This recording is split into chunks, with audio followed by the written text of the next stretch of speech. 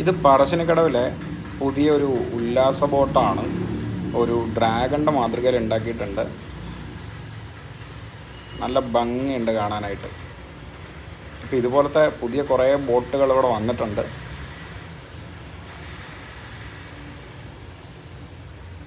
ഇത് നമ്മുടെ ഉല്ലാസ ബോട്ടുകൾ മാത്രം പാർക്ക് ചെയ്യുന്ന സ്ഥലമാണ്. ഇവിടെ ഹൗസ് ബോട്ടുകളും ഉണ്ട്, ഇതുപോലത്തെ വലിയ ഡബിൾ ഡെക്കർ ബോട്ടുകളൊക്കെ ഉണ്ട്.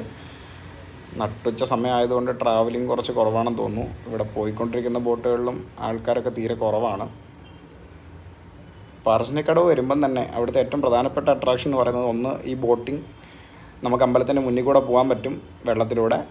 പിന്നെ സ്നേക്ക് പാർക്ക്, വിസ്മയ വാട്ടർ തീം പാർക്ക്, ഇതൊക്കെയാണ് നമ്മുടെ പറശ്ശിനിക്കടവിൻ്റെ അമ്പലമല്ലാതെ ബാക്കിയുള്ള അട്രാക്ഷൻസ് എന്ന് പറയുന്നത്. ഏത് പൊരിവെയിലത്തും സഞ്ചാരികളുണ്ടാവും.